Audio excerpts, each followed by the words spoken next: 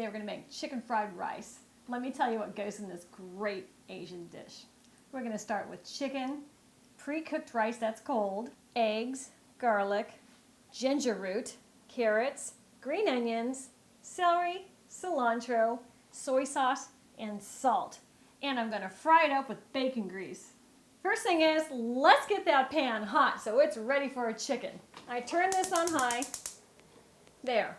Now let's cut up our chicken. I'm using fresh chicken today, but you can use leftover chicken, that's just fine. This happened to be chicken breast on sale for $2 a pound. It's boneless and skinless. I watch the sales and I find that every so often, and when I do, I stock up and it goes in my freezer.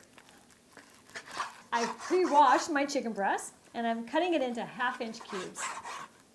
I'm using 3 chicken breasts today because I'm making a big quantity of this to feed about 4 to 5 people.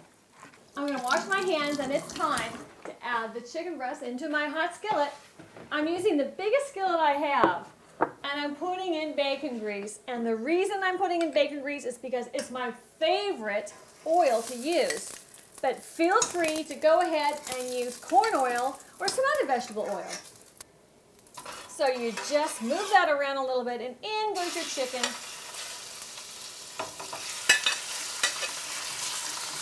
And smooth your chicken out into the surface area of that pan. I'm using a stainless steel pan, and the object is to have the chicken brown. Initially, I try to make sure the chicken doesn't stick by swishing it around a little bit so that the oil is underneath it. Now I can let it brown. You can't play with your chicken too much because you don't want it to be white, you want it to be brown.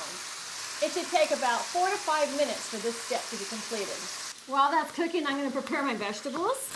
And I'm going to start with my densest ones first. That's going to go in that pan next. And that would be the carrot.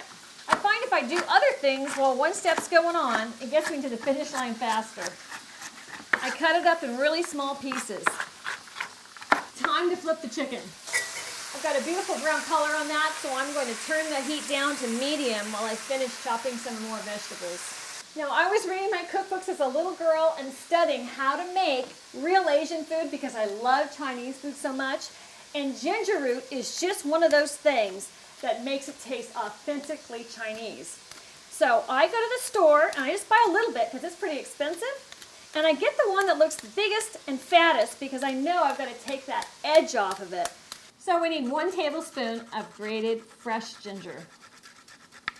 If you don't have fresh, go ahead and use the powdered form, but there's nothing like fresh. We also need some garlic, and I want about the same quantity of garlic. Crush that garlic first because it's easier to chop that way. Okay, so I have my little pile of garlic, my little pile of ginger, and my pile of carrots. These are going to be the first ingredients that go in my dish. That chicken is now done. I can take it out. And it's going to sit on the side and wait to re-enter our dish. I have turned my stove on low because I just wanted to get the chicken out. Didn't want to be fighting all that splattering grease. I'm going to turn that heat to medium. Now we're going to start with our garlic and our ginger. And we're going to toss that in our oil. And what this does is, it's going to bring that garlic and the ginger into the oil and infuse it. I'm also scraping up any little tidbits of that chicken because that adds extra flavor as well. Add our carrots. So while that's cooking on medium, I'm going to start chopping the next dense ingredient, and that's the celery. And as small little pieces as I possibly can. And I want about the same quantity as the carrot. In this case, it's about 3/4 cup. Join your friends. Give that a stir. And salt it, just about 1/4 teaspoon.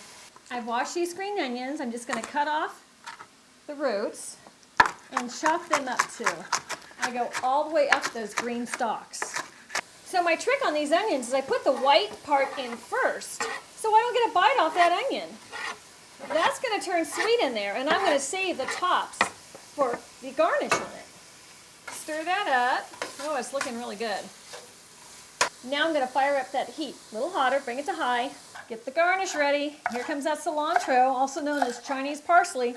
Now these stems, I'm not going to waste. The stems are going to go in there because they're going to add flavor, and otherwise I would have thrown them away.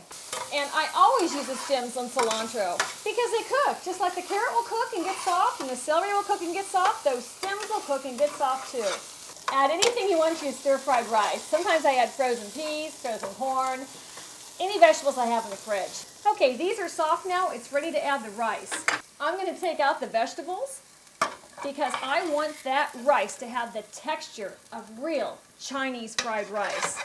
So, by taking this out, I'm increasing the surface area of my pan to impact that really cold leftover rice. I'm going to fire up my pan again and add some more of the bacon fat, 1 big tablespoon. Since I have 3 breasts of chicken, I'm going to use 3 cups of white rice. White rice is really starchy and chunky when it's cold, so I just break that up in the pan in that hot grease on high. I'm using this potato masher because it really helps me break it up. Since it's been left over for a day or two, I'm going to add some water in it now. And that's going to reintroduce the moisture it lost this couple days in my fridge.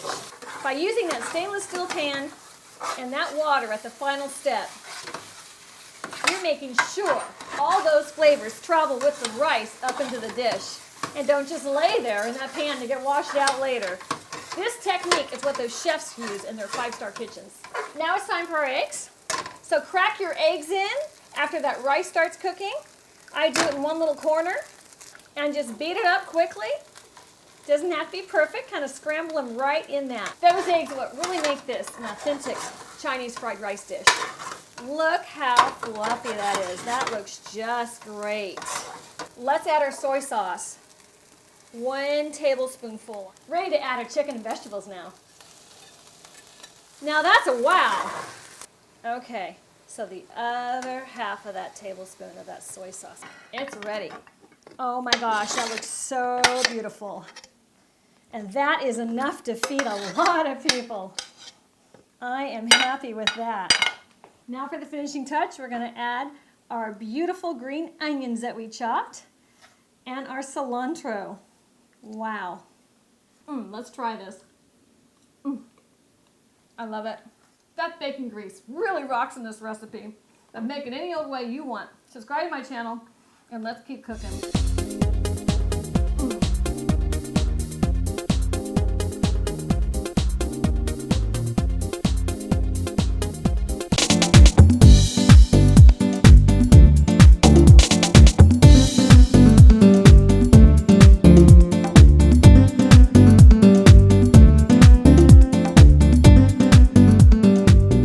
Hi, I'm Rebecca Brand, and today we're going to make chicken quesadillas. Let me tell you what's in them. It's leftover chicken, sharp cheddar cheese, a bell pepper, I'm going to use red, an onion, cilantro, the tortillas, some hot sauce and sour cream for sauce. So let's start. This is my leftover roast chicken. It's really yummy. I'm going to use the white meat today. You just cut it wherever it's easy. Don't be intimidated. There's no real right way or wrong way to cut up a chicken. It's just getting the pieces. Okay, I think I slaughtered him enough. Let's grate the cheese. You might buy some that's already pre-grated, and that's just fine. I love a little onion in my quesadilla, but I'll tell you, I don't want it too strong, so I'm going to cut it in really small pieces. Just to have a little bit of the flavor without any of that sting when it gets really hot. So this is certainly enough for 1 quesadilla. I do a lot of cooking with yellow onion in my house because it's very inexpensive and it keeps a long time. So if you have purple, that's fine, or even green onions is really great. I've already washed my bell pepper, and I'm just going to cut off enough for 1 because I'm just making 1 today. And I'm just going to do it finely too. And the reason I do it like that is I don't want a lot of raw vegetable in my quesadilla, and that heat's going to get it soft. I cut crisscross, one way and then the other. And about 2 tablespoons of my cilantro. Good enough. We're ready to start cooking now. I always start by turning my pan on high because I want to get it as hot as I can, as fast as I can, and then I'll turn my stove off. I'm going to drizzle just a little bit of corn oil in there. Now I'm putting down a tortilla. So here's my trick on the recipe. I'm going to put in my onion and bell pepper first. I'm just scattering it around the bottom of that tortilla because it's gonna cook it first and make it a little soft so it's not too crunchy. I kind of like the outside to be crunchy, but the inside to be soft. There we go. I see my pan is really hot. I hear it sizzling, so I'm gonna turn that down to medium now. Now it's time to put the cheese in. Just one big handful of that. The ingredient that I don't need cooked much is the cilantro, so I put that in next. And now I'm gonna put in my chicken. It's gonna get its lid now. You're gonna let it cook for about 2 to 3 minutes so it gets toasty on the bottom. Time to check. Oh yeah, now look at that. That's what you want it to look like. It's perfect. Let's turn it. I'm gonna use a 2 spatula method because I don't want it to make a big mess and fall all over. So 1, 2, 3, flip. I lost a few pieces, but that's okay. I'm gonna turn it on medium low and we're gonna make our sauce now. For our sauce, I'm gonna use 1/2 cup of sour cream and about 1 tablespoon of my favorite hot sauce. Now, if you like it really spicy, whatever, you can add this plain straight up.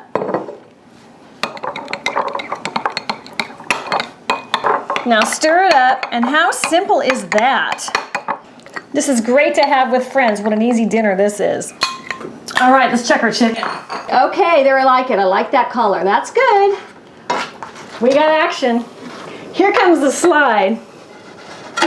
Whee!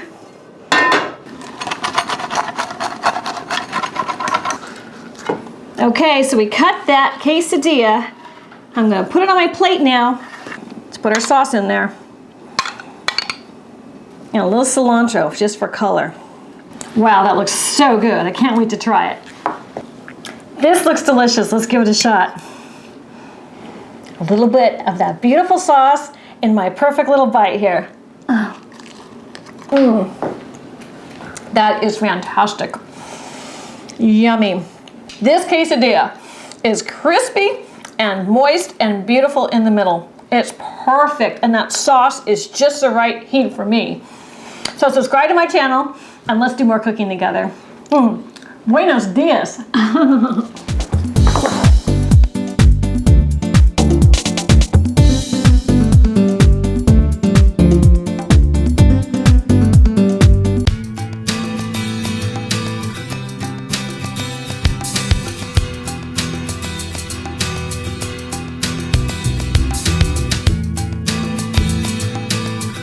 I'm Rebecca Brown, and today we're making key lime pie with real key limes, or you can use other limes. In this video, I'm going to do a taste test, and let's find out the difference between the taste of the key lime, which is traditional, and the Mexican lime, okay? So here we go.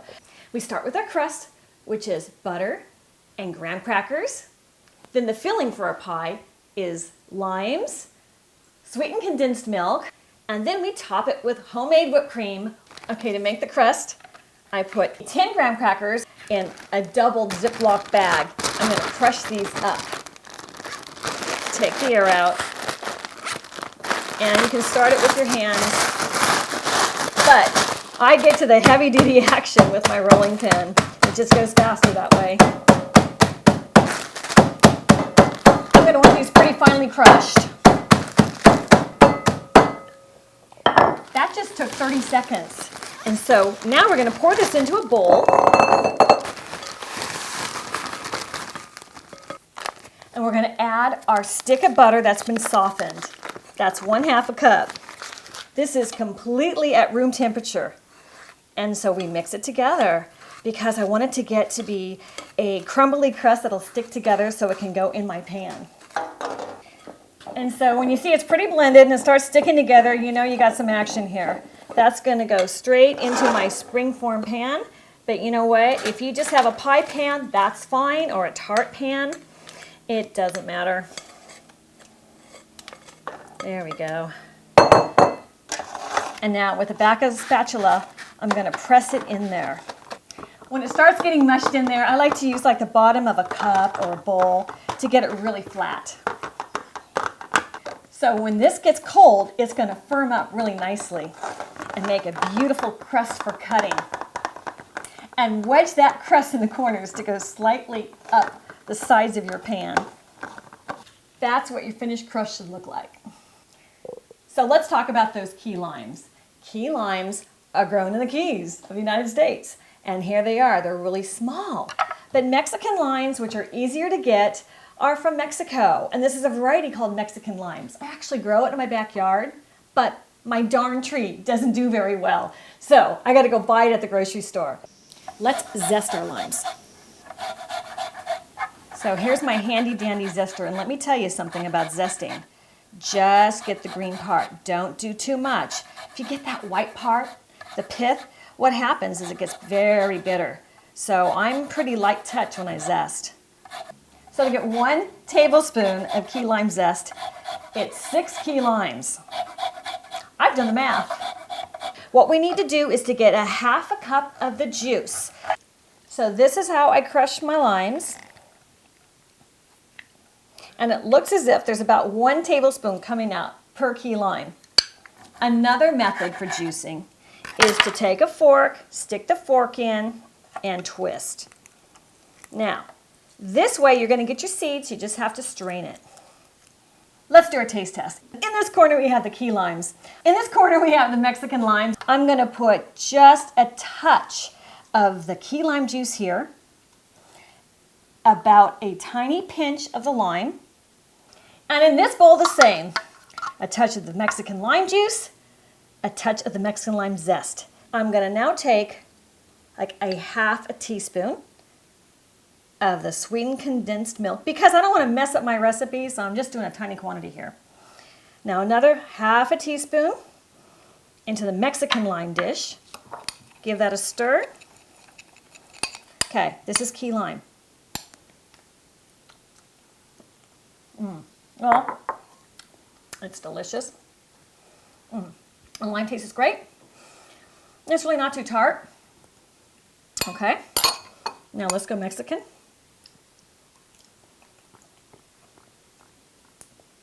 It's delicious too. You know what? The Mexican lime tastes a little more limey to me than the key lime. So it's just a little more citrusy, a teensy bit more acidic. I think it has maybe a little bit more wow of a flavor. So you know what? I don't think there's too much difference, and it's close enough for government work. So whatever you want to do, you want to do authentic key limes, have at it, or Mexican limes, I'm good with that. They're both beautiful, they're both refreshing. It took me quite a bit of time to squeeze and zest about 20 key limes to make my half a cup of juice. So the Mexican limes are going to be a lot faster. For our pie filling, I have strained my juice to make sure no seeds got into it because a bite of seed is so bitter. I hate it. So I pour my half a cup of lime juice in my bowl. I prefer freshly squeezed. There's just no comparison, I think. It's worth the time and trouble. Here goes my 1 tablespoon of key lime zest into that. And now, this is what makes it no bake. This is the sweetened condensed milk, and in it goes. On a hot summer day, this is the way to make a pie. Let's try that. Oh my gosh, it's awesome.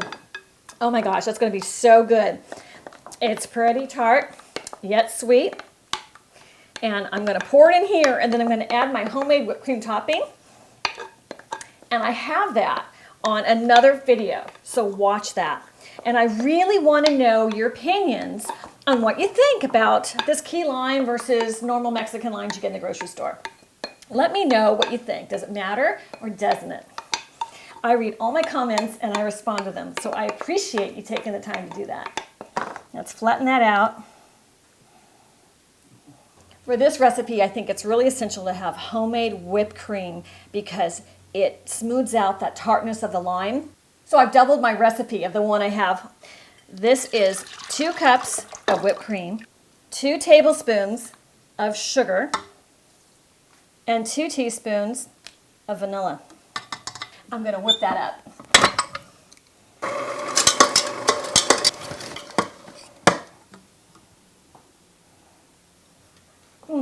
That just takes 60 seconds to save money, I will buy that cream at those warehouse discount stores because that's one of the most expensive ingredients in this dish. Make sure your whipped cream is really thick because you want it to stay put on that pie.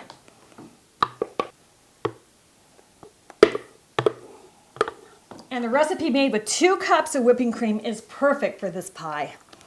Smooth it out on top. Oh my gosh. Now, I like to make sure my food looks a little homemade because I just think it's more charming that way.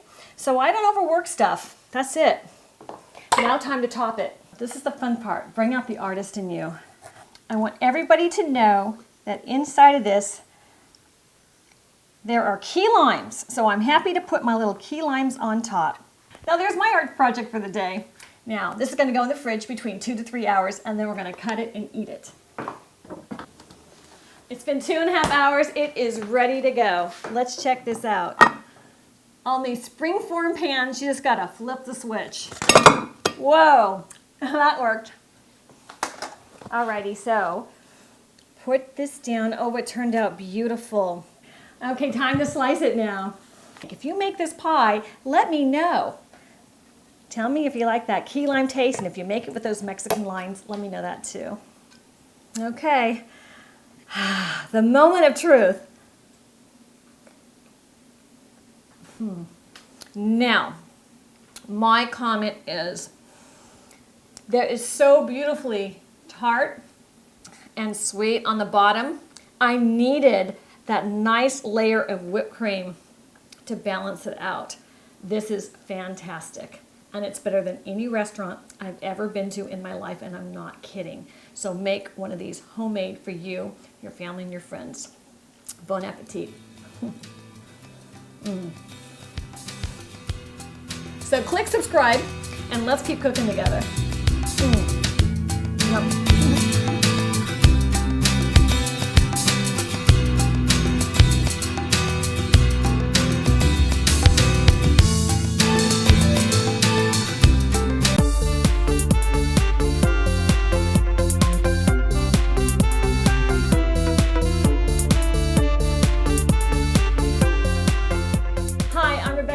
And it's a hot day. Let's have an Oreo shake. So all you need for this recipe are Oreos and a chocolate powder, milk, some ice cubes, some vanilla ice cream, and I like a little whipped cream on top, just for fun. Let's start from the top. We're gonna put our Oreos in first. 2, 4, 6, 8, a perfect 10.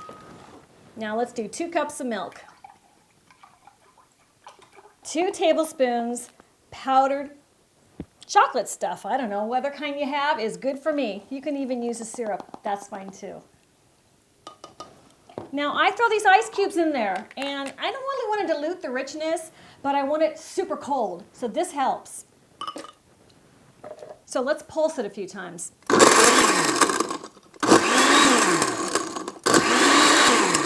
The reason I pulse it is sometimes all the good stuff gets stuck on the bottom, so that starts the process. Now let's blend it. Okay, that's been 30 seconds. Let's put our ice cream in. Now, since I put 2 cups of milk in, for my thickness today, I'm just going to put half that quantity of the ice cream. So it's about 3 scoops for 1 cup of vanilla ice cream. Now let's blend that.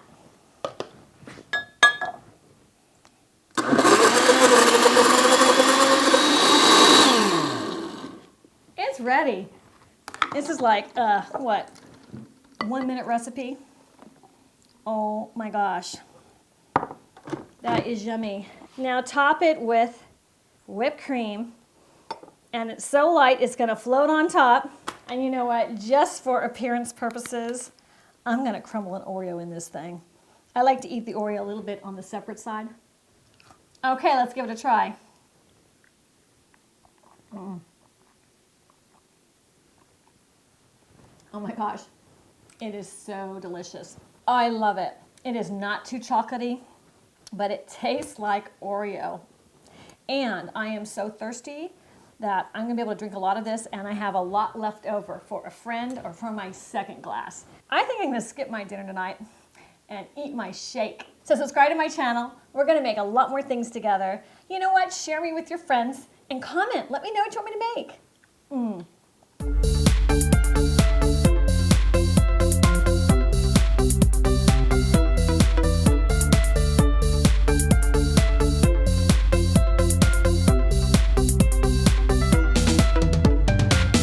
If you want to make any of the recipes you saw on my show today, I've posted them all on YouTube. I'm going to show you how to find them so you can jot the recipes down and make it at your own house. So you got to get to a computer, you press your website browser, go to your address bar, and you type in www.youtube.com. Enter.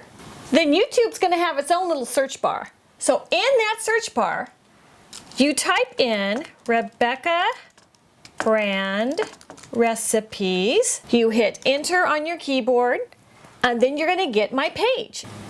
So my page is going to come up, and then you want to search for the recipe you saw on the show. So you go into this little black thing. It's a black search bar. It's like you can never see it, so let me show you where it is. And in that bar, you type in what you saw. Let's say you saw a chicken recipe.